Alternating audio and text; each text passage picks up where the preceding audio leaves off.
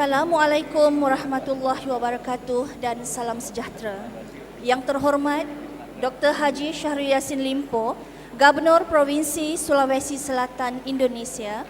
Yang berbahagia Profesor Insinyur Dr. Riza Atiq Abdullah Oki Rahmat, Timbalan Naib Chancellor Hal Ehwal Akademik dan Antarabangsa, mewakili Naib Chancellor UKM.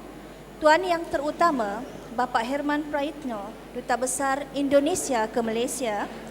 Yang dihormati Ahli Parlimen Provinsi Sulawesi Selatan Indonesia, Profesor Dr. Hazita Azman, Dekan Fakulti Sains Sosial dan Kemanusiaan, Profesor Madya Dr. Abdul Khair Awang, Pengerusi Pusat Pengajian Sosial, Pembangunan dan Persekitaran, Fakulti Sains Sosial dan Kemanusiaan, Delegasi Pemerintah Provinsi Sulawesi Selatan Indonesia, Pegawai-pegawai kanan UKM Haji Suhartono Nurdin, Ketua Ikatan Mahasiswa Sulawesi Selatan Indonesia Malaysia, para mahasiswa Sarjana Doktor Falsafah Provinsi Sulawesi Selatan di Malaysia, Persekutuan Bugis Malaysia, warga UKM, serta hadirin dan hadirat yang dihormati sekalian. Bersyukur kehadirat Allah Subhanahu Wa Taala kerana dengan izinnya kita semua dapat berkumpul bersama-sama pada petang ini sempena syarahan utama kepimpinan Indonesia, prospek dan peranannya dalam komuniti ASEAN oleh Yang Terhormat Dr. Haji Syahrul Yassin Limpo, Gubernur Provinsi Sulawesi Selatan Indonesia.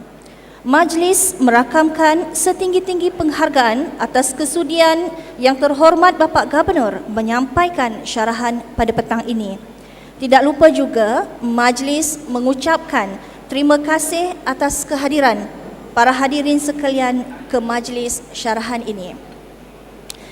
Bagi memberkati majlis pada petang ini dengan segala hormatnya, dipersilakan Encik Abdul Rahim Osman untuk memimpin bacaan doa. Dipersilakan. Al-Fatihah. A'udzubillahi minasyaitonir rajim. Bismillahirrahmanirrahim. Alhamdulillahirabbil alamin arrahmanir rahim maliki yaumiddin. Iyyaka na'budu wa iyyaka nasta'in ihdinas siratal mustaqim siratal ladzina an'amta 'alaihim ghairil maghdubi 'alaihim waladdallin. Amin. A'udzubillahi samil alim minasyaitonir rajim. Bismillahirrahmanirrahim. Alhamdulillah Rabbil Alamin Allazi anzila abdi ala abdihil kitab wa lam yaj'al lahu iwaja ibratan lil mu'tabirin wa mau'izatan lil muttaqin wa sirajan muniran lil muhtadin wa kana shifaa'an lima fis sudur wa muslihan li jami'ul umur wassalatu wassalamu ala sayyidina Muhammadin allazi ja'alahu Allahu lana ahsana qudwah wa afdala uswah wa ala alihi at-tahirin wa ashabihi al-mujahidin as-sabirin wa man tabi'ahum bi ihsanin ila yaumiddin. Ya Allah, ya Rahman, ya Rahim, dengan penuh rendah diri kami menadah tangan padamu, memohon keampunan atas segala dosa-dosa dan kesalahan yang telah kami lakukan. Ampunilah jua kedua ibu bapa kami, guru-guru kami, serta seluruh mukminin dan mukminat, muslimin dan muslimat, sama ada yang masih hidup ataupun yang telah meninggal dunia. Allahumma ya hayyu ya qayyum ya dzal jalali wal ikram. Sesungguhnya kami berhimpun di tempat yang mulia ini dengan roh dan semangat untuk mempertabatkan ilmu dan mendidik umat supaya kami mendapat kebahagiaan dunia dan kejayaan di akhirat. Ya Allah, berkatilah kehadiran kami dalam majlis syarahan utama Gubernur Sulawesi Selatan yang akan disampaikan oleh Yang Terhormat Dr. Haji Syahrul Yassin Limpo ini mendapat rahmat dan keberkatan darimu.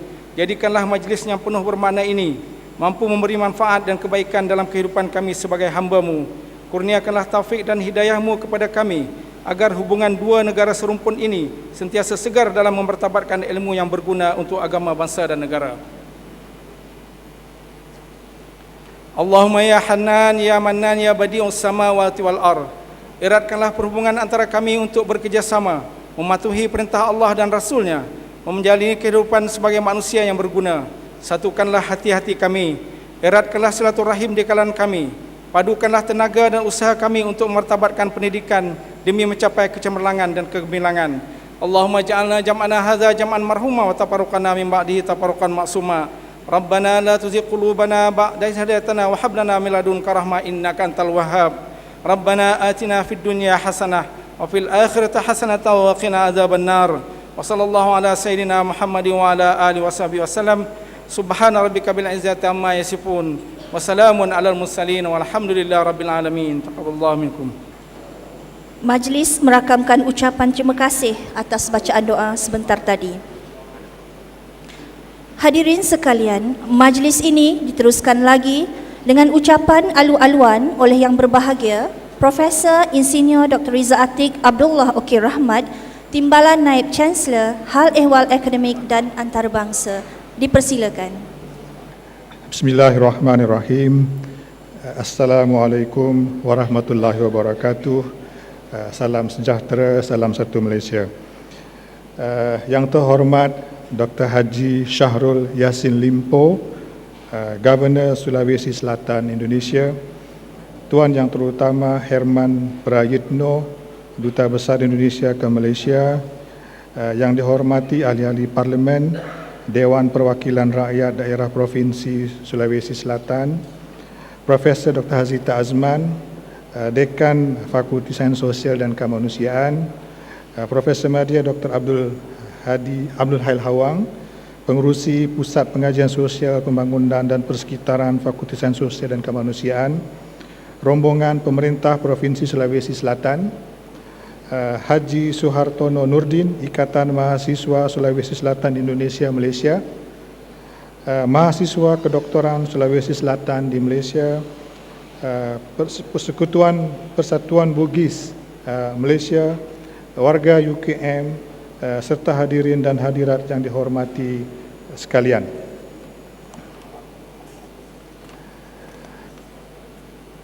Saya bersyukur dan amat berbesar hati pada pagi ini menerima kehadiran yang berbahagia Dr. Haji Syahrul Yassin Limpo beserta rombongan pemerintah Provinsi Sulawesi Selatan ke Universiti Kebangsaan Malaysia. Selamat datang kami ucapkan, dan UKM amat mengalu-alukan kehadiran ini sebagai salah satu usaha mengukuhkan hubungan UKM dengan pemerintah Provinsi Sulawesi Selatan. Sebagai dua negara serumpun Melayu, hubungan Indonesia dan Malaysia memiliki kedudukan yang sangat strategik dan telah menjadi perhatian global sejak dahulu. Hubungan ini bermula apabila perantau Bugis berhijrah dan mendiami wilayah pesisir semenanjung Tanah Melayu jauh sebelum bangsa Eropah menyebarkan pengaruh mereka ke Tanah Melayu. Manakala para ulama dari Tanah Melayu pula telah membentuk corak keislaman di beberapa kawasan pesisir Indonesia. Sehingga hari ini identiti Bugis terus bertapak kukuh di Sabah dan beberapa negeri semenanjung Malaysia seperti Selangor, Johor dan Pahang. Sejarah telah menjadi dimensi utama yang menyatukan kedua-dua negara bagi menghadapi komuniti ASEAN 2015. Semangat bagi penjaga hubungan yang erat ini masih terus dipertahankan, lebih-lebih lagi dengan adanya komitmen yang tinggi daripada pihak pemerintah Provinsi Sulawesi Selatan bagi memelihara kesinambungan sejarah dan proses penyatuan rantau ini. Di bawah pemerintah Governor Dr. Syahrul Yassin Limpo, Governor ke Gubernur? Gubernur Dr. Syahrul Yassin Limpo, Sulawesi Selatan muncul sebagai pilar utama yang menerajui pembangunan Indonesia. Pada petang ini, pemimpin yang dilahirkan di Makassar pada 16 Maret 1955 ini akan berkongsi pengalaman dan keilmuan beliau melalui syarahan yang bertajuk Kepimpinan Indonesia, Prospek dan Peranannya dalam Komuniti ASEAN. Tempat ini, untuk pengetahuan Pak Gubernur, tempat ini adalah untuk syarahan pemimpin-pemimpin sahaja. Orang macam saya pun tak layak bersarah di sini.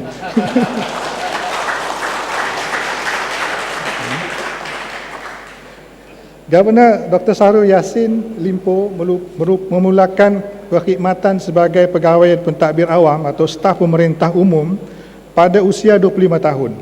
Selepas setahun menjadi pegawai, Bapak Syahrul Yassin Limpo dilantik sebagai Ketua Sab Daerah ataupun Camat pada umur 26 tahun.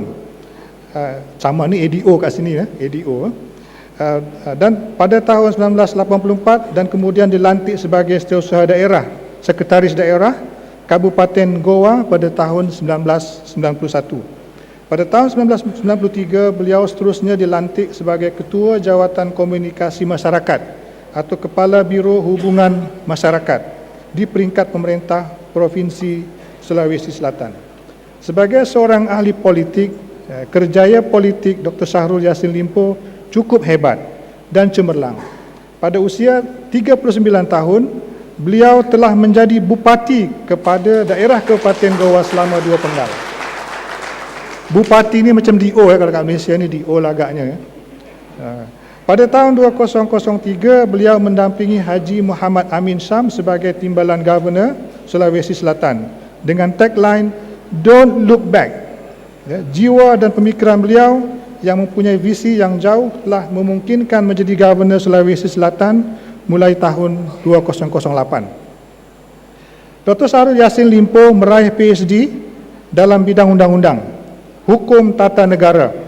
Beliau juga rajin menulis dan telah menerbitkan beberapa buah buku, antaranya buku Jangan Marah di Muara, Jangan Mengaduk Samudra, kumpulan puisi Katakan Sayang Sekali Lagi, SYL Way 2 Genius Culture, Syahrul Yassin Limpo, Mata Air Peradaban, Memoir Governor Sulsel Syahrul Yassin Limpo, dan sebuah buku bertajuk Jejak Pijak 78 Tahun Perjuangan Haji Ince Ratna Nurhayati Yassin Limpo. Dalam merentas kehidupan yang ditujukan khusus buat ibunda yang tercinta. Saya harap betul sebut Ince tadi ya.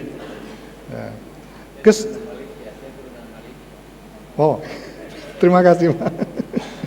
Kesemua penulisan ini adalah sekumpulan karya dan pemikiran beliau, sama ada sebagai ahli politik, peminat sastra maupun sebagai scholar. Bapa Dr. Syahrul Yassin Limpo juga pernah dipilih antara 70 ketua daerah terbaik di peringkat dunia versi The City Mayor Foundation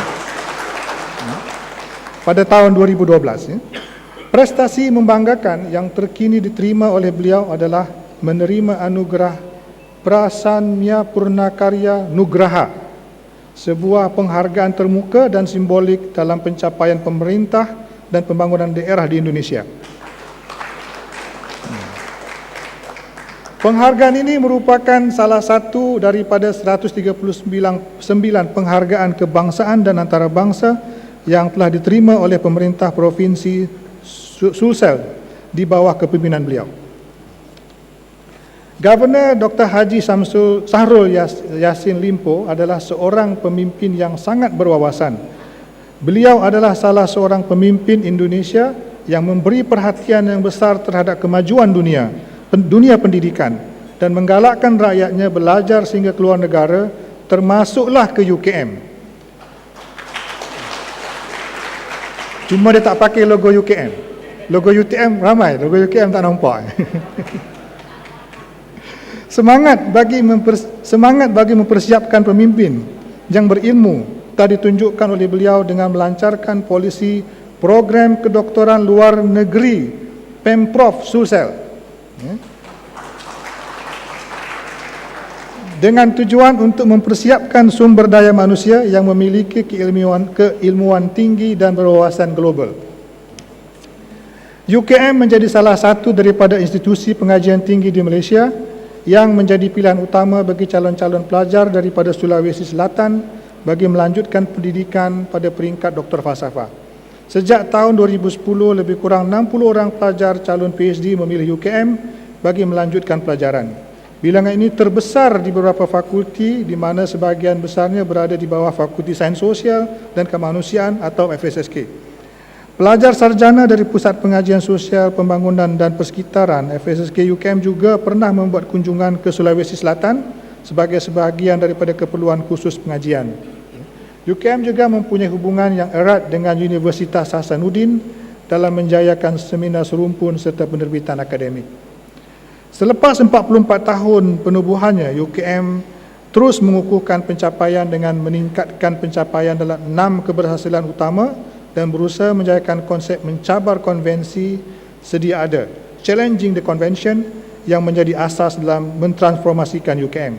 UKM juga terus berusaha memberi penghargaan kepada sejarah dan falsafah perubahan UKM yang ditubuhkan sebagai pendaulat amanah bangsa ataupun guardian of the nation dalam konteks menjaga kemajuan bahasa Melayu, memartabatkan budaya kebangsaan dan identiti bangsa serta menunjuk jalan kepada kemajuan negara Malaysia. Akhir kata, saya percaya pemerintah Provinsi Sulawesi Selatan sentiasa memegang komitmennya bagi memajukan kerjasama dengan Malaysia. Saya berharap bahawa Sulawesi Selatan akan menjadi provinsi terkemuka di Indonesia. Saya juga ingin menyampaikan rasa terima kasih kerana pemerintah Provinsi Sulawesi Selatan, terutamanya kepada Bapak Dr. Haji Syahrul Yassin Limpo, kerana telah memilih Universiti Kebangsaan Malaysia sebagai salah satu landasan yang dipercayai bagi menyiapkan calon-calon pemimpin Sulawesi Selatan yang berilmu tinggi dan berwawasan global. Sekian, wabillahi taufiq wal hidayah. Wassalamualaikum warahmatullahi wabarakatuh. Majlis mengucapkan terima kasih atas penyampaian ucapan sebentar tadi. Seterusnya, majlis dengan sukacitanya mempersilakan Yang Terhormat Dr. Haji Syahrul Yassin Limpo, Gubernur Provinsi Sulawesi Selatan Indonesia, untuk menyampaikan syarahan utama bertajuk Kepimpinan Indonesia, Prospek dan Peranannya dalam Komuniti ASEAN. Dengan segala hormatnya, dipersilakan. Bismillahirrahmanirrahim. Assalamualaikum warahmatullahi wabarakatuh. Selamat siang dan salam sejahtera untuk kita semua. Handang wa syukran lillah wala haula wala quwata illa billah. Hamdan yuwafi ni'mahu wa yukafi masidah. Ya Rabbana lakal ham kama yanbaghi li jalali wa ajimi sultanik. Allahumma salli ala sayyidina Muhammad ali Muhammad. Rabbi salli sadri wa yassir li amri wa hludatan min lisani yafqahu qawli jalali yasiran min ahli. Yang saya hormati dan muliakan, yang terhormat Bapak Profesor Insinyur Dr. Rizal Atiq Abdullah Oka Rahmat, Katibaan Timbalan Naib Konselor Al-Ihwal Akademik dan Antarbangsa Universitas Kebangsaan Malaysia, yang banyak memuji-muji saya tadi, terima kasih. Yang mewakili Duta Besar Indonesia Malaysia, Pak Mustafa, Bapak Ambasador Duta Besar, minta izin tidak mendampingi kita karena ada accident kapal tenggelam yang sebagian warganya adalah warga Indonesia. Beliau mendapatkan telepon dari Presiden berulang-ulang tadi. Oleh karena itu minta izin kepada yang terhormat Timbalan untuk tidak mengikuti acara ini. Para yang terhormat yang saya tidak sebut satu persatu lagi, seperti apa yang tadi telah disebutkan oleh Profesor Dr. Riza, seluruh keluarga besar Indonesia, khususnya para mahasiswa Indonesia yang ada di Universitas Kebangsaan Malaysia yang saya hormati, lebih khusus mahasiswa-mahasiswa dan keluarga besar orang Bugis Makassar, Sulawesi Selatan yang ada di Malaysia yang saya hormati. Bapak Ibu sekalian, hari ini sayalah yang paling berbahagia dan berterima kasih kepada Universitas Kebangsaan Malaysia dan seluruh sivitas akademika UKM, mahasiswa Indonesia di Malaysia atas kesempatan memberikan waktu saya untuk menyampaikan pikiran-pikiran saya tentang seperti apa kita menghadapi ASEAN besok dalam pendekatan-pendekatan baru yang ada. ASEAN Economic Community 2015 menjadi sesuatu yang baru bagi kita dan harus menjadi sebuah penyikapan yang tidak boleh ada yang mengabaikannya. Oleh karena itu, kesempatan yang baik ini menjadi sangat-sangat penting, bahwa ada sesuatu yang harus kita bicarakan secara strategis, ada sesuatu yang harus kita olah secara strategis. Dan mari kita tidak berpikir kita hanya bisa menyelenggarakan kehidupan bernegara, berbangsa, baik di Malaysia, di Indonesia, di Filipina, di Thailand, di negara Kamboja dan seterusnya. 11 negara ASEAN hanya dengan seperti kemarin. Perkembangan kehidupan dunia yang makin mengglobal, kemudian kemajuan ilmu pengetahuan, sains dan teknologi yang berkembang luar biasa membuat orang tidak boleh diam. Siapa yang diam, dia akan tertelan dengan perkembangan yang ada. Yang pastinya bahwa tidak ada lagi yang bisa melihat bisnis kehidupan besok hanya seperti yang kemarin. We cannot solve problem with the same level thinking. We have to do more. Kenapa? Tidak ada lagi negara yang bisa hidup sendiri. Lihatlah di restoran saya baru bulan makan ini. Mudah-mudahan semua juga sudah makan. Di restoran sekalipun restoran Malaysia, di situ ada campur tangan berbagai negara. Minimal bumbu masaknya mungkin saja Ajinomoto kalau di Indonesia, dan itu pasti berbau-bau Jepang. Minimal ada sayurnya mungkin saja berasnya dari Indonesia besok. Karena saya baru saja diterima oleh Perdana Menteri Malaysia, Datuk Najib, membicarakan bahwa besok kami mau mengimpor beras untuk Malaysia dari Sulawesi Selatan. Begitulah perkembangan yang ada, dan itu yang kita bicarakan, bahwa tidak ada negara yang bisa hidup sendiri. Bahkan tidak ada negara yang mampu melakukan eksistensi dari dirinya sendiri besok. If paradigm was shift, everyone go back to zero. Your past success guarantee nothing. If you not change, you'll die. Kalau kau tidak berubah dari pendekatan yang ada, kau merasa besar sendiri dengan negaramu, maka kau akan tertelan dengan kehidupan yang ada. Kenapa? Pendekatan tidak lagi lintas negara, tetapi pendekatan adalah lintas kawasan. ASEAN menjadi penting menghadapi ASEAN Economic Community. Kalau begitu Indonesia tidak bisa sendiri. Indonesia butuhkan Malaysia. Malaysia tidak bisa sendiri. Malaysia membutuhkan Filipina, Thailand, Korea dan lain-lain sebagainya. Kalau begitu pasti saja kita semua menghadapi ASEAN China trade. Kita menghadapi AFTA. Asia Afrika menjadi bagian dari tantangan-tantangan baru yang harus terantisipasi besok. Kita menghadapi WTO. Saya kira tidak ada yang boleh mengatakan 2015 ini bisa diam. Harus ada penyusian agenda dari semua kepentingan. Lepas kita berbicara, apakah kita berbicara tentang negara? Tentu saja kita akan berbicara tentang pemerintahan. Berbicara tentang pemerintahan, pasti saja kita bicara tentang kepemimpinan nasional. Lebih khusus tentu saja kepemimpinan Indonesia. Oleh karena itu memang besok adalah era yang pasti berbeda dengan kemarin. Besok itu kita menghadapi tantangan yang tidak bisa hanya dilihat atas kepentingan satu negara. Kita berhadapkan dengan kawasan-kawasan baru bahkan yang dibangun oleh kepentingan-kepentingan dari persesuaian baik iklim, pendekatan wilayah, keterbatasan, bahkan keterbatasan sumber daya menjadi bagian dari pendekatan. Tidak hanya menjadi negara berkembang, negara miskin, negara maju, tidak hanya seperti itu. Oleh karena itu memang pada gilirannya pendekatan kawasan menjadi sangat penting. Di ASEAN kita punya 11 negara. Saya ingin gambarkan dulu seperti ini optimisme saya.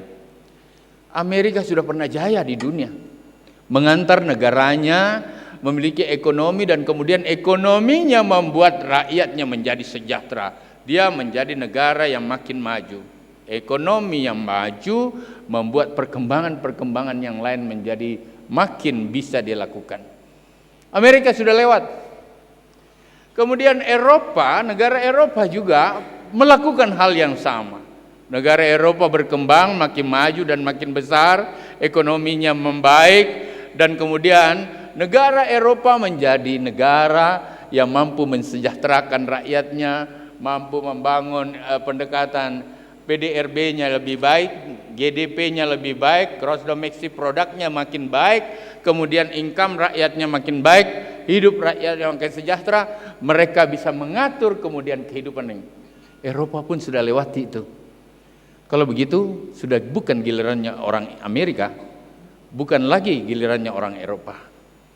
Kemudian lahir orang-orang di Asia yang diwakili oleh Jepang, menjadi negara maju. Mereka dengan pendapatan, dengan budaya yang baik, kemudian mengatur tata kelola negaranya bagian baik, pemerintahannya terpercaya karena hadir kepemimpinan nasionalnya yang melakukan langkahnya secara tepat. Jepang menjadi negara yang dihormati karena memiliki kemampuan mensejahterakan rakyatnya lebih baik. Mereka sejahtera, mereka damai, mereka tentram dan teratur. Jepang pun sudah lewat. Sekarang kita melihat bagaimana perkembangan dari pertumbuhan baru. Negara raksasa baru di bidang ekonomi adalah Cina. Cina menjadi sesuatu negara yang sekarang ini katakanlah apa saja bisa dilakukan di Cina. Dengan kemajuan kemampuan SDM, kemajuan risetnya mereka, teknologi apa saja bisa dicontoh oleh Cina dengan sangat murah. Cina menguasai dunia.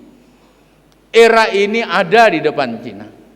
Dan Cina perlahan-lahan bergeser, dan inilah era 10 tahun menurut pikiran saya, 15 tahun dan 20 tahun ke depan, eranya orang di ASEAN.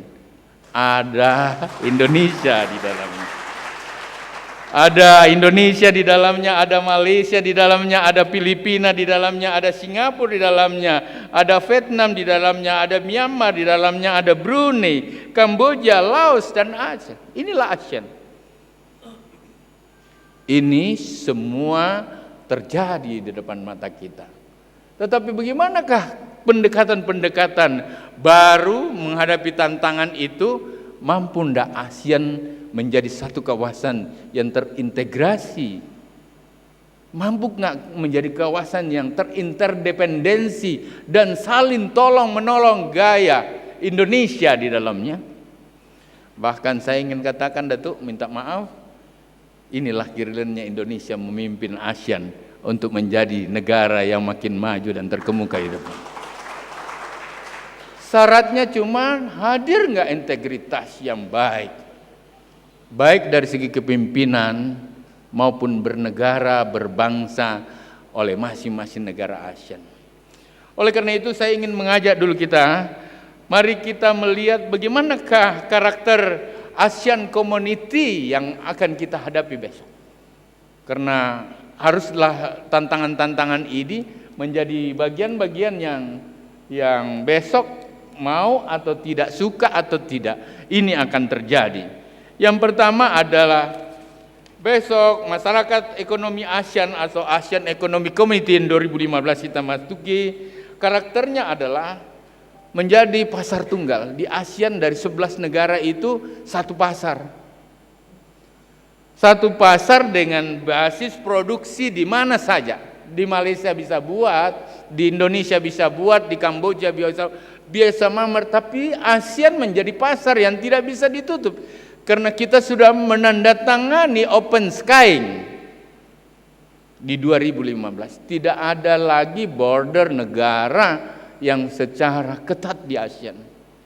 Saya datang, tinggal bawa paspor, saya tidak perlu urus-urus, tinggal dicap, masuk saya di Malaysia kemarin. Seperti itu.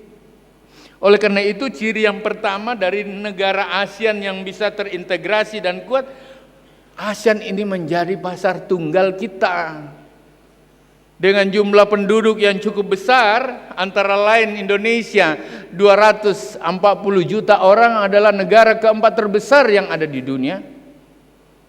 Besarnya Indonesia itu 27 negara di Eropa ke Prancis sana. 247 juta, kemudian kalau Malaysia kurang lebih 30 jutaan. Nah, seperti itulah gambaran. Yang kedua, ekonomi yang pasti kompetitif, pasti saja bersaing. Karena pasarnya sudah satu dibuka, mau atau tidak kita bersaing satu dengan lain. Oleh karena itu kompetisinya adalah bagaimana mendorong kualitas-kualitas ini menjadi bagian agar menutup perjalanan dari hegemonitas kekuasaan, katakanlah ekonomi Cina yang juga terbuka di depan kita. AFTA, Asia Afrika yang juga terbuka dengan kita. WTO, World Trade Organization yang juga membuka diri untuk masuk ke dalamnya. Mampu enggak kita menjadikan ASEAN sebagai kawasan yang kuat itu? Yang ketiga adalah pasti saja akan membawa ciri pembangunan ekonomi yang adil. Tidak ada monopoli satu negara. Katakanlah Indonesia nanti kalau kuat tidak boleh tidak membawa Malaysia. Malaysia nanti kalau sudah di depan tidak boleh tidak membawa Indonesia. Tidak boleh tidak membawa Myanmar. Tidak boleh tidak membawa Kamboja. Tidak boleh tidak membawa Filipina. Mampu enggak kita bangun sehingga kita menjadi kawasan yang kuat? Saya ingin katakan pendekatan kawasan itu telah dicoba membuat Eropa sangat bertahan dengan sebuah kekuatan yang sangat besar. Uni Eropa itu membuat dia sangat besar. United States Amerika itu 54 negara bagian digabungkan. Dia menjadi besar. Cina menjadi sangat besar karena memiliki potensi yang terintegral yang sangat luas. ASEAN menjadi hal seperti itu sepanjang kepemimpinan nasional di semua negara, terutama di Indonesia, dapat mengantisipasi itu dan dapat mengintegrasikan dirinya pada semua langkah negara pada pendekatan ASEAN yang ada. Yang keempat adalah daerah sepenuhnya terintegrasi dalam ekonomi global.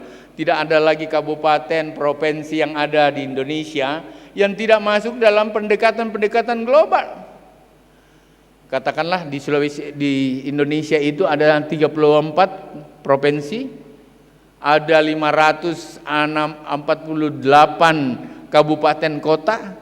Kalau di Sulawesi Selatan itu ada 24 kabupaten kota, semua harus diajak berintegrasi dalam pendekatan kawasan ASEAN. Bapak dan hadirin sekalian, ciri-ciri yang ingin saya sampaikan dalam negara yang tanpa batas itu, semua barang dan jasa akan mengalir secara drastis, tidak ada lagi penghalangnya. Tidak boleh katakan Indonesia, barang-barang hasil Malaysia tidak boleh masuk. Malaysia juga tidak boleh mengatakan, tidak boleh, kita hanya butuh barang Malaysia, tidak boleh. Karena itulah tantangan-tantangan baru yang memang kita sudah sepakati bersama di Open Sky 2015. Oleh karena itu free flow of good services, jasa akan mengalir. Katakanlah dokter gigi yang ada di Malaysia akan boleh bekerja di Indonesia, dokter gigi yang ada di Indonesia bisa berada di Myanmar dan lain-lain sebagainya. Seperti itu. Oleh karena ini kita menjadi satu pasar yang sama.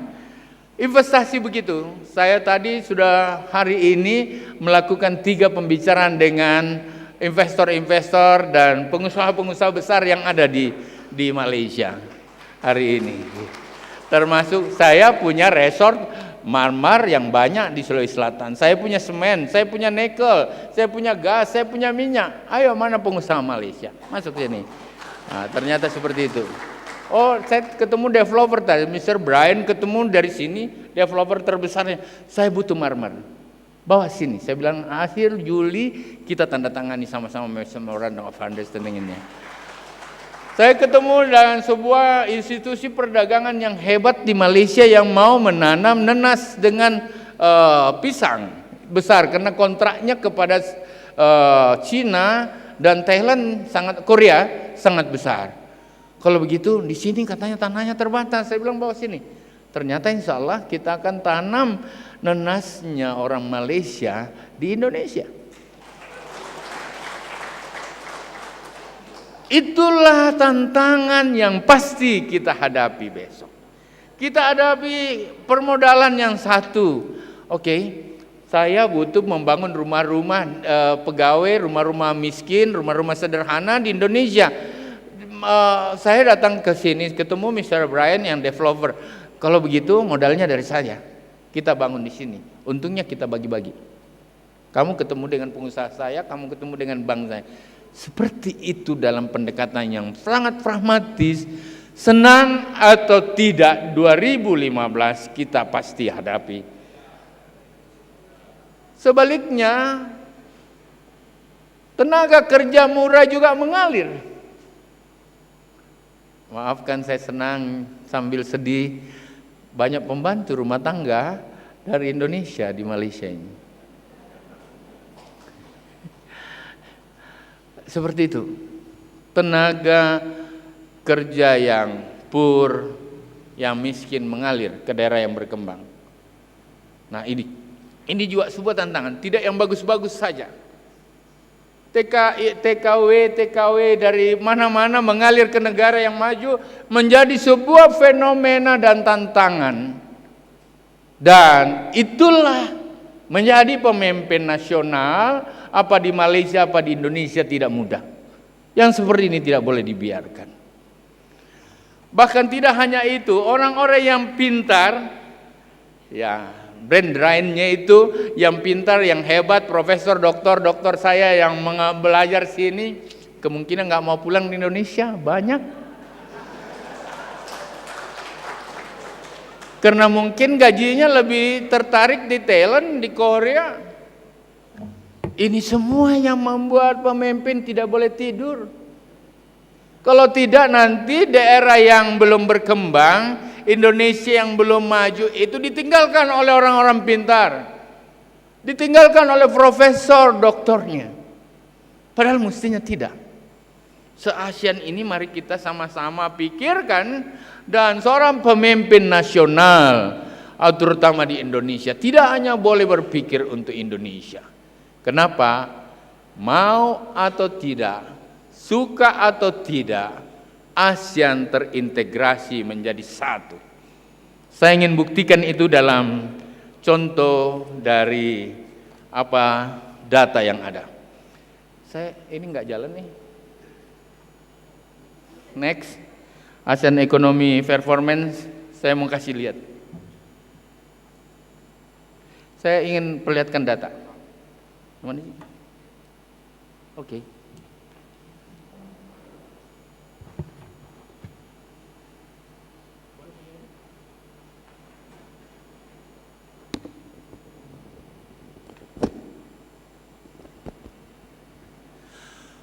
Indonesia memiliki penduduk 231, tapi GDP-nya 834 billion US dollar. Penduduk besar, wilayah besar, tapi GDP-nya masih sangat rendah. Coba bandingkan dengan Thailand yang 66, dia sudah hampir setengahnya, 318. Coba lihat Singapura, hanya kurang dari 5 juta. Sulawesi Selatan, provinsi saya itu 10 juta orang. Singapura seperti ini, GDP-nya, uangnya yang ada, menjadi produksinya mereka adalah 266 juta.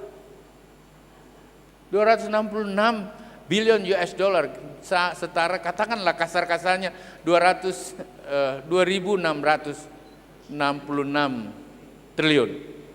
Katakanlah seperti itu. Malaysia 26 juta, mudah-mudahan kalau salah ini saya ambil dari data World Bank. Dia 24, inilah Vietnam dan seterusnya, Kamboja. Next.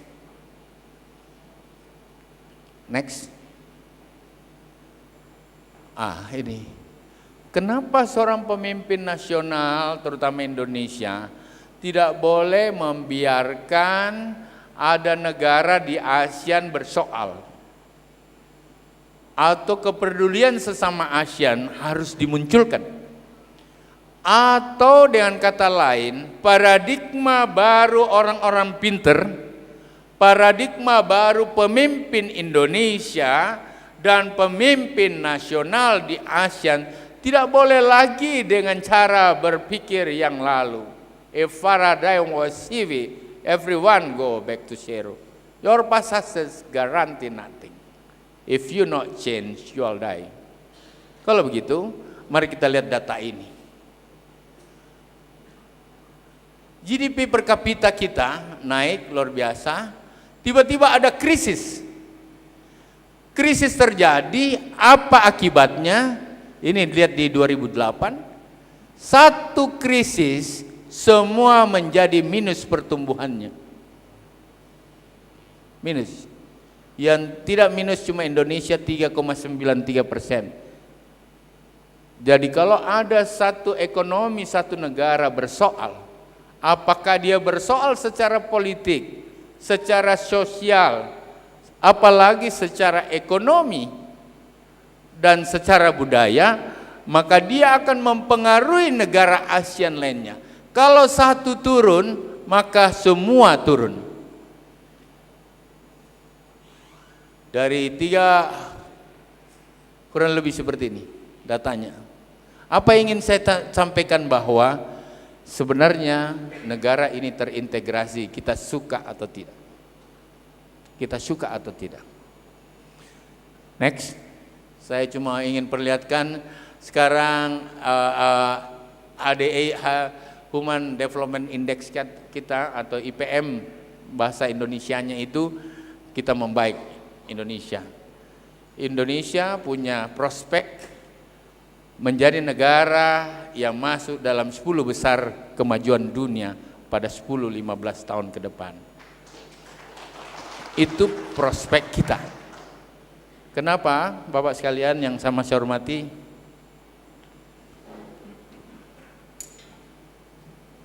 Apa yang enggak ada di ASEAN? Apa yang enggak ada di Indonesia? Di laut tinggal ambil ikan. Sulawesi Selatan saja ikan untuk tuna saya 52.000 ton dalam 1 tahun, yang dilola baru 12.000. Padahal orang makan tuna semuanya. Kami punya pulau di kawasan timur Indonesia 9.000 pulau. Seluruh Indonesia 27.000 pulau. Sulawesi Selatan punya pulau 286.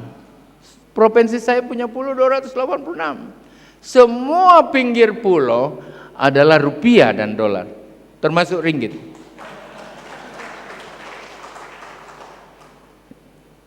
Oleh karena itu jalur pantai kami adalah kurang lebih 1.900 km. Kami tanami rumput laut, sekarang ini 582 km rumput laut, modalnya 100 miliar, hasilnya 1 triliun 18 miliar. Rumput laut itu sama juga Malaysia, tinggal ditarik, dibentangkan tali rapia. Tali rapia tahu? Tali, kemudian kasih bekas botol aqua, kasih bibit rumput laut 45 hari. Kalau luasnya 3 kali ini, maka hasilnya 9 juta dalam 45 hari. Tuhan kasih. Provinsi Sulawesi Selatan sekarang setiap 1 bulan ada uang baru satu provinsi 3,3 triliun, bukan uang dari Jakarta. Karena pertanian kami selesai. Dalam 100 hari panen-panen kami menyelesaikan kurang lebih 12 triliun. Oleh karena itu Provinsi Sulawesi Selatan adalah provinsi yang terbaik saat ini di seluruh Indonesia. Pertumbuhan ekonomi kami 8,46%. Saya mau perlihatkan sedikit data yang ada. Seluruh ASEAN GDP-nya itu 1.759 bilion US dollar. Rata-rata pertumbuhan GDP seluruh ASEAN adalah 10,86%. Ini data World Bank. Kemudian rata-rata Human Development Index-nya adalah 1,55. Ini Indonesia sekarang. Indonesia mulai merangkak makin baik. Dan kondisinya seperti ini. Indonesia GDP terbesar di dalam seluruh negara ASEAN sekarang adalah 834,6 billion, setara dengan 47% dari 11 negara. 47% total di GDP itu rata-ratanya. Kemudian rata-rata pertumbuhan GDP untuk Indonesia 14,77%. Rata-rata pertumbuhan HDI-nya Indonesia adalah 1,85%. Maaf, bukan karena saya Gubernur Sulawesi Selatan, tapi seperti ini data dari World Bank. Sulawesi Selatan pertumbuhan ekonominya, kalau di sini cuma kurang lebih rata-rata 14% man dia. Di bawah 10%. Indonesia ini, Sulawesi ini Pak, kami 17, kemudian 5 tahun terakhir pertumbuhan GDP Sulawesi Selatan adalah 22,2%. Kami tertinggi di ASEAN. Dan seperti itu pertumbuhan HDI dan seterusnya. Next. Saya kira tidak lama lagi saya ingin masuk. Kalau begitu, bagaimanakah harusnya menghadirkan negara yang terintegrasi secara nasional menghadapi ASEAN Economic Community 2015 itu? Yang pertama, hadir negara yang dipresentasi. Negara itu presentasinya adalah pemerintah yang berwibawa. Berwibawa itu pasti karena dia tidak korupsi, ya, hadir negara seperti itu. Kemudian berpihak kepada kepentingan rakyat dan tidak meladeni dirinya sendiri. Harus hadir negara yang kuat. Only strong and good governance can do prosperity. Tidak ada negara yang lemah yang bisa mensejahterakan rakyatnya.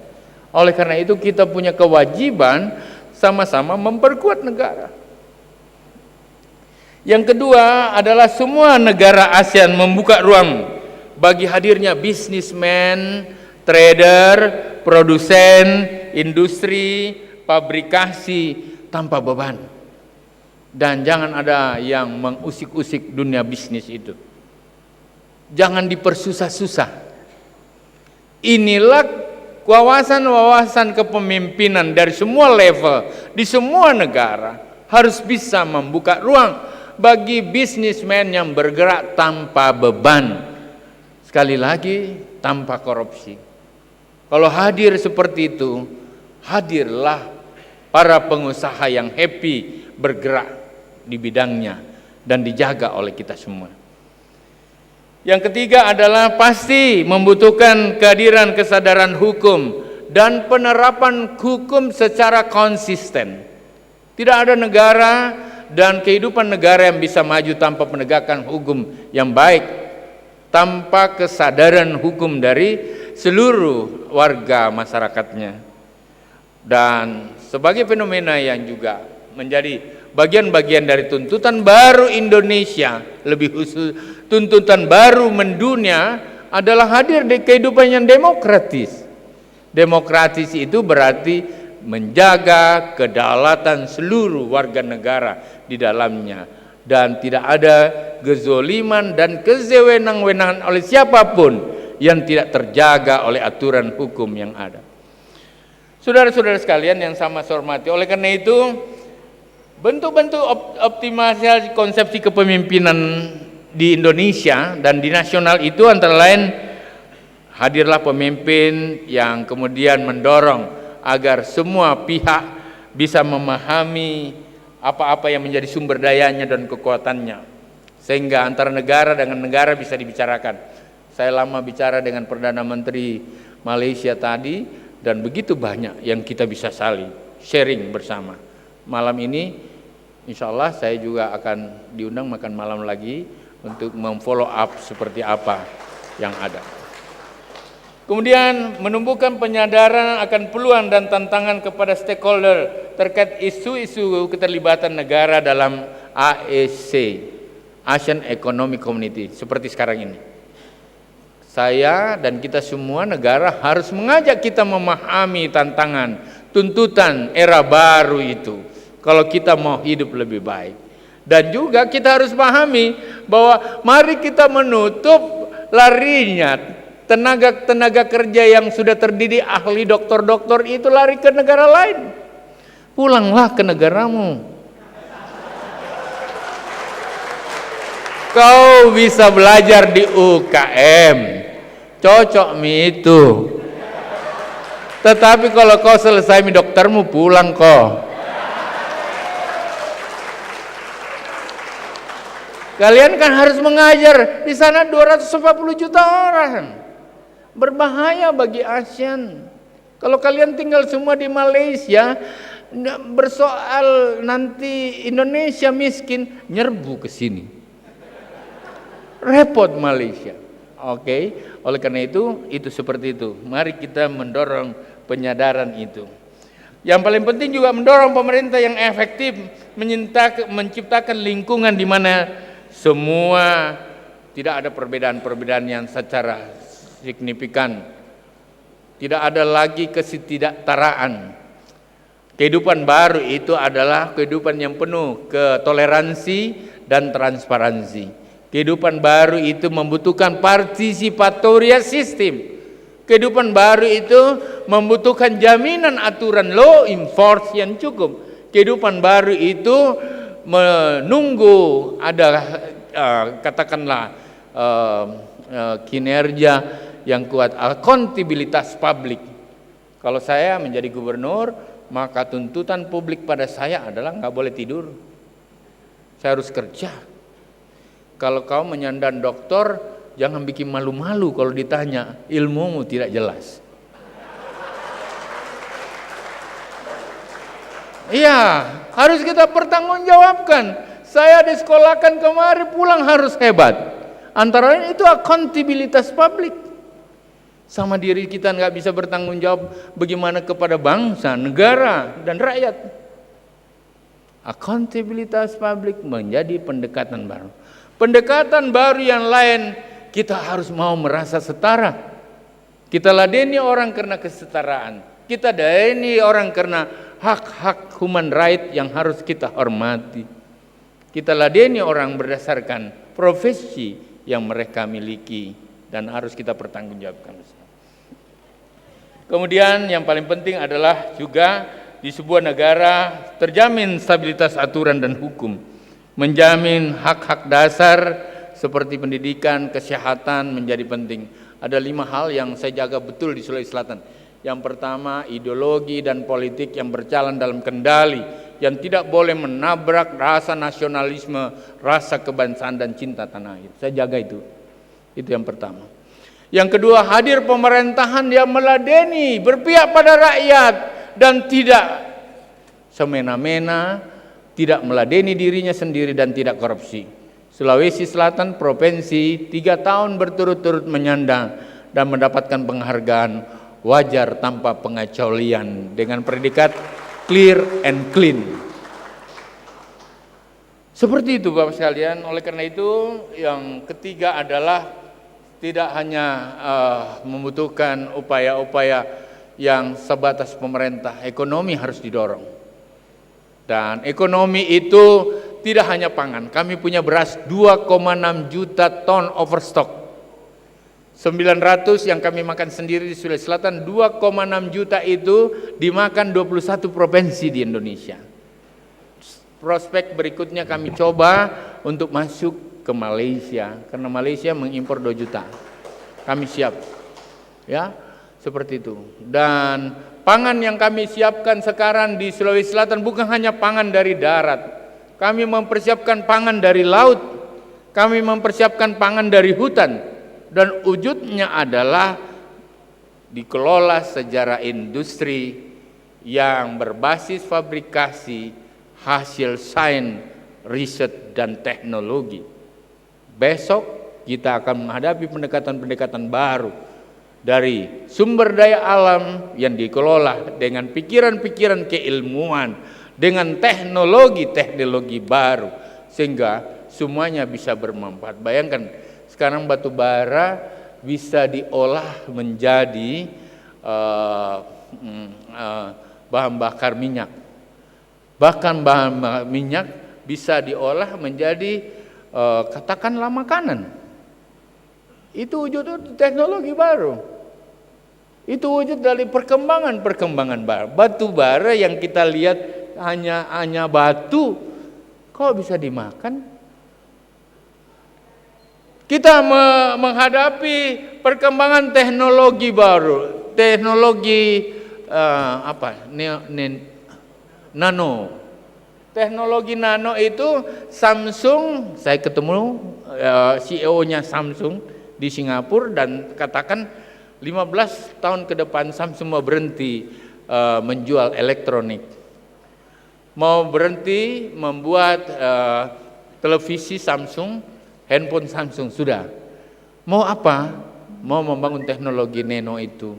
Apa intinya? Menjual barang baru yang paling dibutuhkan di dunia adalah menjual organ tubuh. Samsung akan buat jantung baru, bisa dirental lagi jantungnya. Ya, kita masih ketawa, tapi ini yang kenyataan. Dia buat pankreas, dia buat ginjal, dia buat macam-macam. Isi dalam kita dibuat, dan itu 15 tahun ke depan. Saya kebetulan menemui Mr. Paul, CEO Samsung, untuk mengatakan, pindahkan pabrikmu yang dari Vietnam itu ke Indonesia. Karena saya juga mau buat handphone buatan Samsung tapi gaya Sulawesi Selatan. Beliau katakan, maaf, itu ide yang cemerlang. Kami siap support.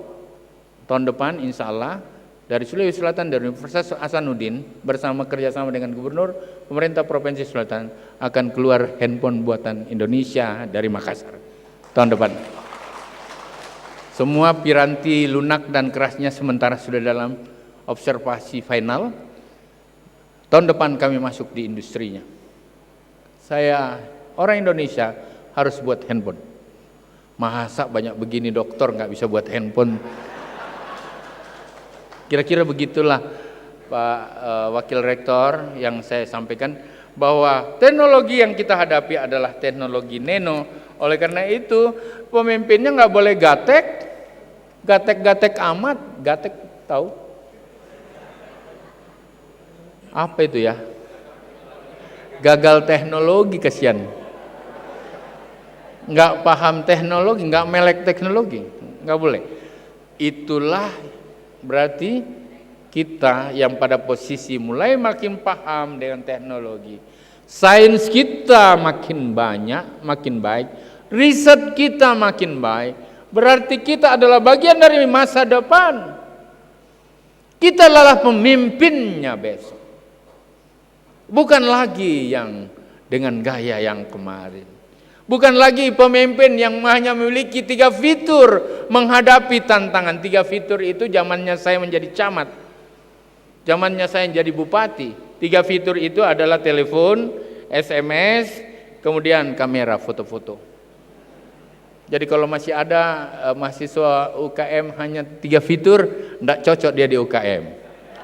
Minimal 22 fitur. Di handphonenya ada macam-macam referensi. Dia bisa buka internet, dia browsing kemana-mana. Dia bisa buka bahkan untuk joggingnya berapa hari ini, langkah yang dia, itu fitur-fitur itu terbuka untuknya. Saya bisa kontrol di Pemda saya berapa pemasukannya dari handphone saya. Saya bisa membaca semua koran di Makassar hari ini. Besok tidak boleh pemimpin hanya 3 fitur.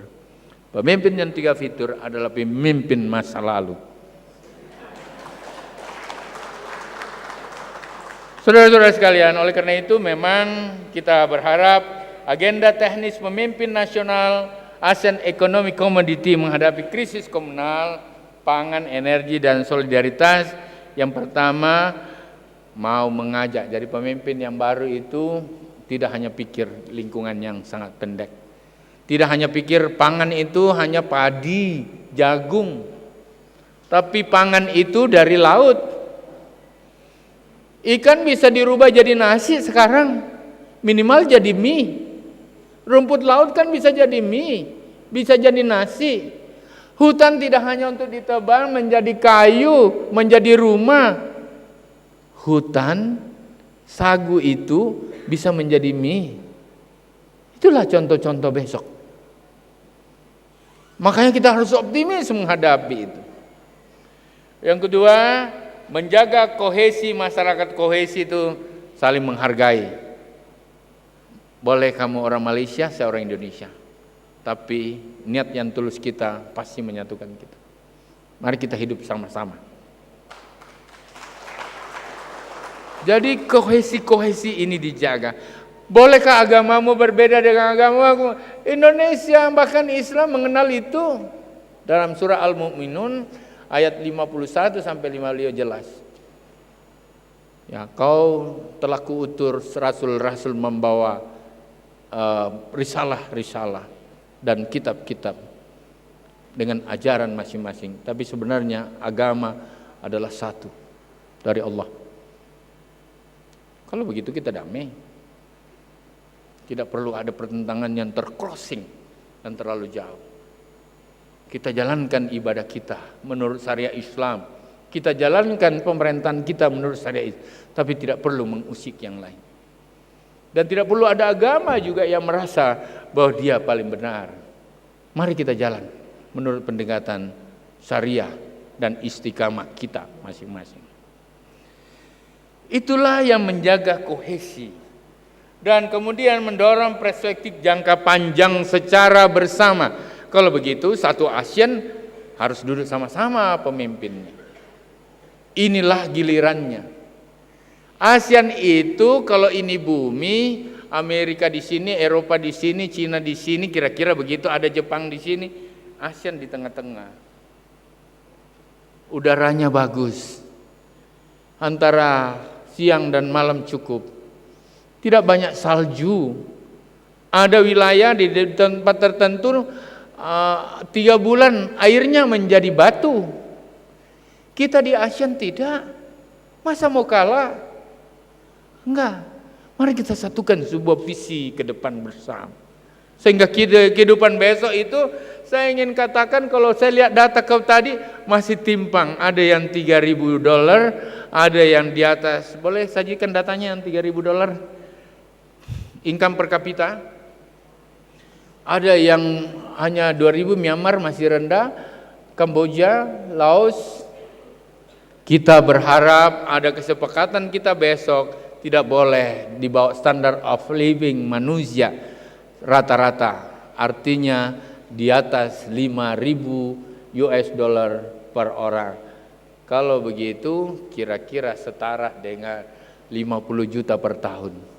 Sulawesi Selatan 5 tahun lalu sebelum saya 9 juta, sekarang 24 juta dalam waktu yang sangat singkat. Dan dalam 2 tahun ke depan kita akan lewati di atas 3.000, 34 juta. Saya memperhitungkan 2018, maafkan ini harus saya kemukakan, saya berusaha untuk melewati Malaysia. Ya, dengan pertimbangan-pertimbangan tadi. Kita beralih ke industri, beralih seperti itu. Dan itulah kenapa saya mengutus 328 juta dalam 1 tahun menjadi pelajar di seluruh dunia. 328 orang. Saya berharap secara bertahap pulang dan memperbaiki Sulawesi Selatan dengan ilmu. Kita hanya bisa merubah, yang pertama, hadir agenda intelektual dan frame akademik yang makin baik dengan kemampuan ilmu pengetahuan yang lebih baik. Kalau hadir frame akademik intelektual, maka hadirlah yang kedua, manajemen yang makin terukur dan bisa bergerak lebih cepat. Dengan manajemen yang baik, agenda intelektual yang baik, akan hadir perilaku Indonesia yang baru, pemimpin Indonesia yang baru.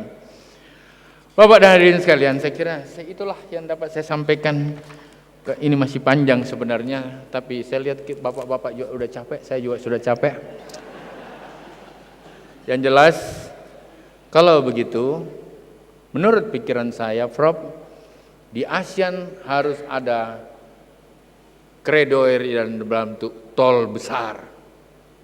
Tol besar itulah mulai dari 11 negara dibuat. Dari kalau di Indonesia dari Sabang sampai Merauke, tol besar. Dan ini pikiran murni dari saya. Ya, kalau kemudian ada yang bilang tol laut, itu bagian dari tol besar yang ada di pikiran saya. Saudara-saudara sekalian, tol besar itu dari ASEAN, muatannya adalah yang pertama harus ada regulasi yang nyatu, yang mendukung semua kegiatan antara negara di ASEAN. Harus ada yang seperti itu. Ya, jadi harus ada regulasi komunitas ASEAN. Kita buat aturannya. Ini membutuhkan duduk bersama. Jadi pemimpin-pemimpin nasional di 11 negara itu duduk bersama membuat regulasi yang menguntungkan Asia. Minimal menjadi pasar yang satu dengan basis ekonomi yang boleh di mana-mana. Yang kedua adalah koordinasi antar negara yang intensif. Ada sebuah sekretariat bersama di bidang ekonomi, isi tolnya itu adalah membicarakan setiap saat seperti apa. Sehingga arus barang, arus investasi, arus tenaga kerja, arus tenaga ahli, arus modal diatur pada sekretariat itu. Mana daerah yang lemah yang kita harus bina secara bersama. Jangan lagi pimpinan-pimpinan masa depan negara hanya pikirkan Indonesia sendiri. Hanya pimpinan negara Malaysia memikirkan sendiri, tetapi harus terintegrasi. Tadi saya sudah kasih lihat bahwa kalau satu bersoal, ternyata pengaruhnya kepada semuanya, bukan cuma satu negara. Yang ketiga adalah ada agenda jangka pendek 1 tahunan, kita bahas secara sama-sama, termasuk masalah labor. Kita buat agenda 5 tahunan seperti apa menjangkaunya. Kita mau buat agenda 25 tahunan, ASEAN menjadi negara yang maju, berkembang dan maju, bukan lagi negara underdog. Kita buat agendanya. Yang keempat adalah dibutuhkan budget fund komunitas ASEAN, pemodal ASEAN disatukan, yang kemudian ada semacam dana-dana yang dipersiapkan untuk membuat katakanlah fisik pelabuhan yang terkoneksi satu dengan lain, airport yang terkoneksi dengan baik, airline yang terkoneksi dengan baik, membuat pergerakan ASEAN menjadi bisa jalan. Dan ini hanya ada kalau komitmen menggunakan dana itu secara bersama bisa dilakukan. Yang kelima adalah dukungan publik ASEAN, terutama tentu saja perguruan tinggi yang besar harus ikut terlibat dalam bagaimana membangun ASEAN community yang lebih kuat, meraih masa depan bersama. Saya kira itulah yang dapat saya sampaikan. Saya masih tersisa menyusun blueprint, master plan, dan rumusan interaksi, dan itu adalah bagian. Kurang lebih apa yang saya kemukakan, saya minta maaf. Inilah saya dengan segala apa yang saya pikirkan. Kalau ada yang berlebihkan saya minta maaf. Semoga ada manfaatnya dan menjadi ibadah di sisi Allah Subhanahu wa taala. Sekian. Assalamualaikum warahmatullahi wabarakatuh.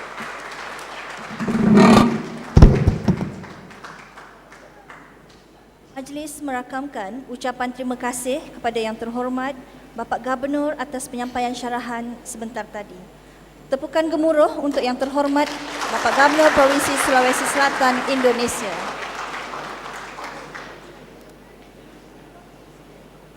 Seterusnya, majlis diteruskan dengan sesi soal jawab. Dipersilakan para hadirin untuk mengemukakan soalan. Mohon hadirin dapat memperkenalkan nama dan organisasi sebelum memulakan soalan. Dipersilakan.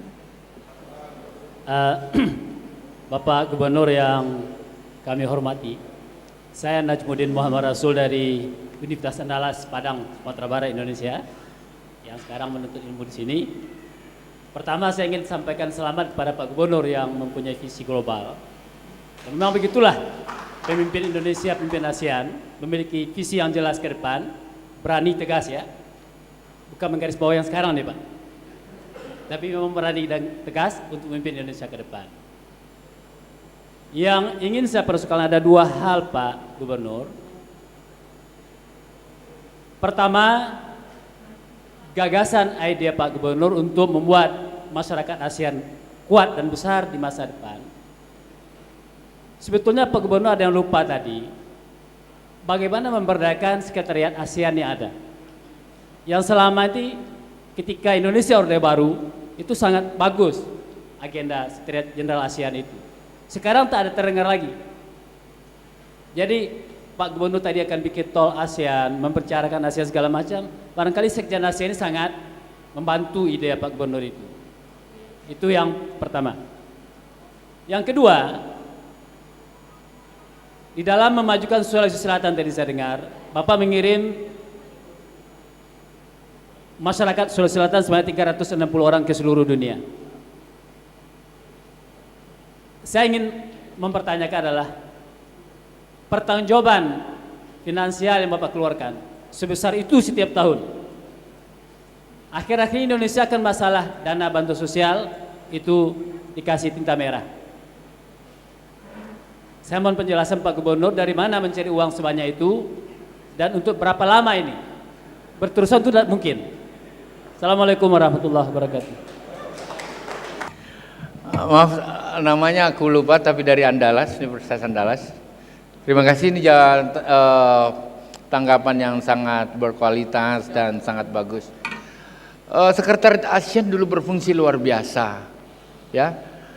Dan Indonesia menjadi sesuatu yang sangat punya gengsi, derajat yang tertinggi karena sekretariat ASEAN ada di Jakarta.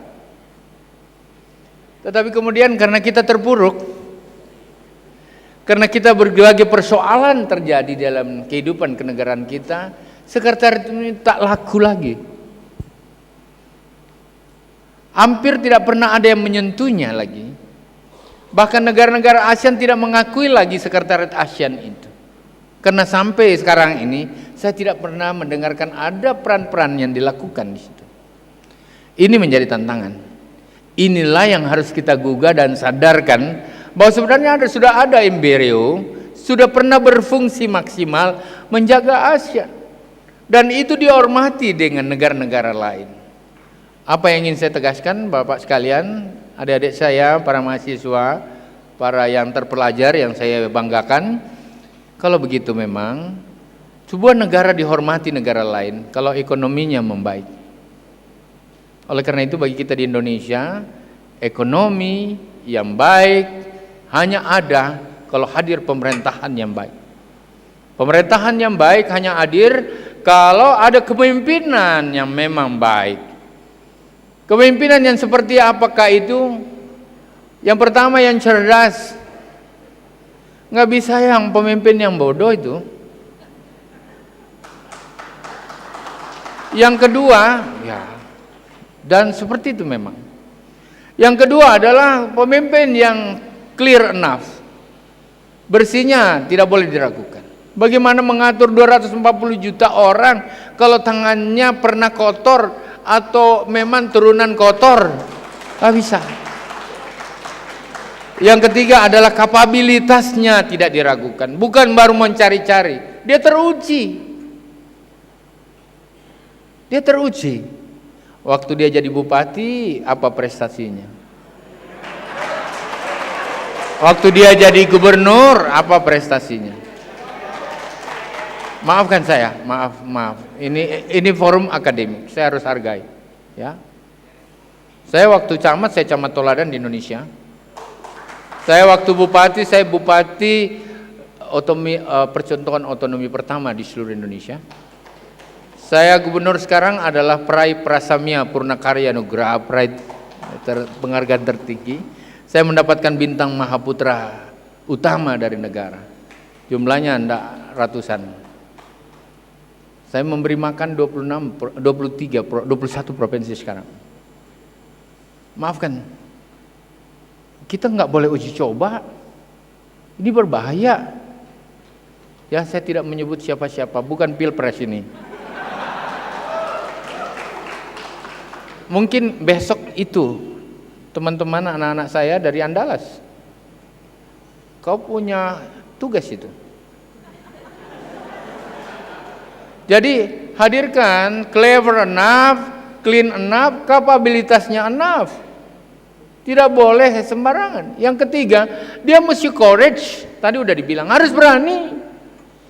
Pemimpin nggak boleh tidak berani. Pemimpin tidak boleh cari popularitas. Dia mempertanggungjawabkan mulutnya rakyat.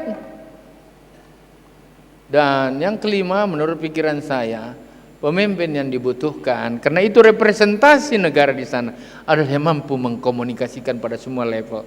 Dia bisa bicara dengan tukang becak, dia bisa bicara di UKM, ya kayak saya lah. Dia bisa bicara di PBB. Nggak bisa, dia bicara dengan negara-negara ASEAN. Ini syarat-syarat sederhana sekali untuk benar. Oleh karena itu, saya berharap besok kalau ekonomi Indonesia membaik, teman-teman semua, bapak-bapak sekalian, pasti ekonomi membawa masyarakat menjadi civilized. Peradabannya menjadi baik. Lihatlah kalau orang uangnya makin banyak, makin cantik dia berdandan. Itu tanda-tandanya. Rumahnya makin bagus, gengsinya makin tinggi, derajatnya makin tinggi. Dia mau dihormati oleh negara lain. Kalau begitu Indonesia tidak boleh ekonominya seperti itu. Yang kedua, ekonomi yang membuat masyarakatnya menjadi educated. Dia terpelajar. Dia mau cari ilmu. Dia tidak mau anak-anaknya hanya bodoh dan menyerah. Bawaan ekonomi membaik, masyarakatnya menjadi educated. Pendidikannya harus jalan. Rakyatnya makin sedikit yang tidak sekolah. Bahkan tidak ada lagi yang tidak sekolah. Pemerintahannya membiayai sekolah, membiayai pendidikan. Ya. Kalau Dinda dari Andalas mau coba lihat, coba buka. Malaysia ini menyekolahkan orang, mahasiswanya hampir di seluruh dunia. Dan itu yang membuat Indonesia kalah. Yang ketiga adalah ekonomi yang membuat masyarakatnya menjadi knowledgeable. Melek teknologi. Minimal dia membeli handphone. Minimal dia mampu melakukan komunikasi by SMS. Dia melakukan shortcut. Dia tidak mau lagi jalan kaki. Dia tidak mau berlama-lama naik mobil, lebih baik naik pesawat. Dia gunakan teknologi. Knowledgeable. Dan seperti itu yang dihadapi. Sekretariat ASEAN hanya berfungsi kalau Indonesia mampu menggrid dirinya lebih baik dengan ekonomi yang terakselerasi lebih baik dan menghadirkan pemerintahan yang berwibawa karena punya keberpihakan pada rakyat. Itu pertama jawaban saya. Yang kedua, kenapa Sulawesi Selatan bisa menyekolahkan 328 orang setiap tahun di seluruh dunia? Ini kewajiban. Itulah tugas negara. Saya bahkan bilang bubarkan saja negara kalau tidak bisa nyekolahkan dia punya. Iya. Dan ini perintah undang-undang dasar. Tidak ada negara yang bangkrut karena menyekolahkan rakyatnya. Yang ada adalah negara itu akan hancur kalau pendidikan tidak diurus secara maksimal. Salah satu kenapa Indonesia seperti sekarang dan tertinggal dengan tadi, kita di peringkat kelima dari 11 negara ASEAN, padahal kita negara besar, karena SDM-nya tidak diurus dengan baik. Sulawesi Selatan pendidikan SD, SMP, SMA gratis. Apakah Sulawesi Selatan bangkrut? APBD anggaran pendapatan daerah Sulawesi Selatan lebih besar dari anggaran APBN nasional yang dituang. Jadi kami punya anggaran sendiri lebih besar dibandingkan negara kasih uang pada Sulawesi Selatan dalam 5 tahun ini. Padahal kami sekolahkan orang. Tidak hanya SD, SMP, SMA, seluruh mahasiswa saya bebaskan SPP-nya. Kenapa begitu? Bapak lihat, SD 99,9% sudah sekolah. SMP 99,2% sudah sekolah. SMA menurun menjadi 68% sampai dengan 80% sudah turun. Mahasiswa berapa? di bawah 2%. Kalau otaknya semua otak SD, SMP, SMA, dia menjadi poor labor. Tenaga yang tidak memiliki keahlian dan tenaga yang tidak memiliki keahlian paling-paling akan mengalir pada negara-negara yang berkembang maju lebih baik. Itulah kenapa banyak TKW. Itulah kenapa jadi pembantu di mana-mana. Karena kemampuannya pada otak yang standar seperti itu. Maukah Indonesia seperti itu? Tidak. Kalau gitu jawabannya, masalah akademik harus diangkat. Oleh karena itu, seluruh mahasiswa yang ada di Sulawesi Selatan sekarang 213 perguruan tinggi di Sulawesi Selatan. Saya masuk baru 92. Kenapa? Mahasiswa tahun pertama tidak bayar untuk merangsang mereka masuk ke perguruan tinggi. Kemudian tidak cukup itu, kami menyekolahkan 328 mahasiswa di seluruh dunia, Amerika dan seterusnya. Dari manakah uangnya? APBD. Banyak, perketat. Saya hampir tidak pernah keluar negeri. Pejabat saya hampir tidak ada yang kemana-mana, fokus. Dan coba tanya, tidak ada pejabat saya yang tidak punya prestasi nasional, tidak ada. Semua pejabat saya punya prestasi nasional, tak satu pun yang tidak. Mereka fokus dengan tugasnya, memperkuat seluruh kiprah pemerintah. Pemerintah yang punya uang yang banyak, sebagian besar memenuhi hampir 20%, 21% sekarang ya, Pak Kepala Dinas Pendidikan. Berapa? 24%. Isinya APBD, anggarannya provinsi untuk pendidikan.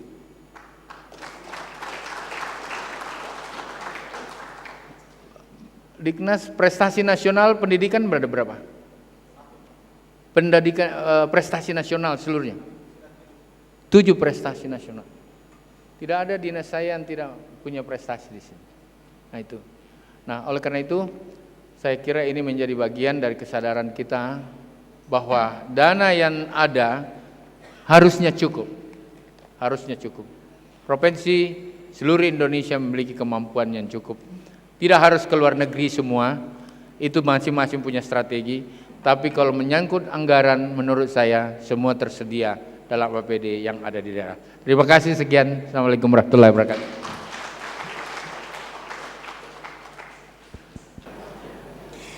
Oleh kerana masa begitu mencemburui kita, nampaknya berakhirlah sesi soal jawab pada hari ini. Terima kasih di atas soalan yang telah dikemukakan. Hadirin yang dihormati sekalian, demikianlah tadi berakhirnya syarahan dan sesi soal jawab. Majlis sekali lagi mengucapkan terima kasih kepada yang terhormat Bapak Gubernur atas penyampaian syarahan sebentar tadi.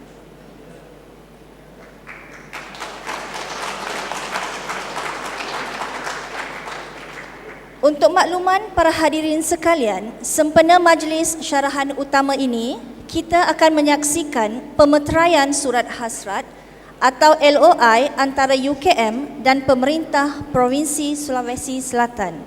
Untuk itu, majlis dengan segala hormatnya mempersilakan yang terhormat Bapak Gubernur bagi mewakili pemerintah Provinsi Sulawesi Selatan dan yang berbahagia Timbalan Naib Chancellor bagi mewakili UKM, dipersilakan.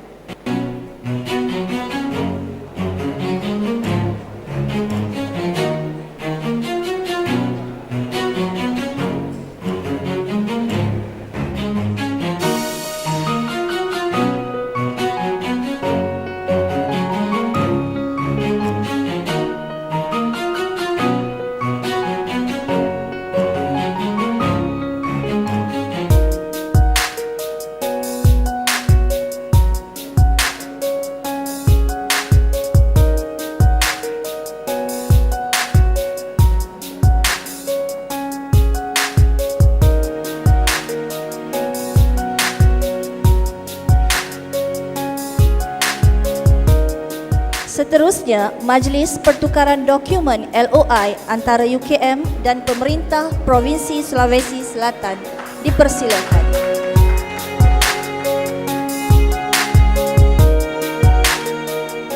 Majlis ini akan diteruskan lagi dengan pertukaran cenderamata di antara yang berbahagia Timbalan Naib Chancellor UKM dan yang terhormat Bapak Gubernur. Dipersilakan.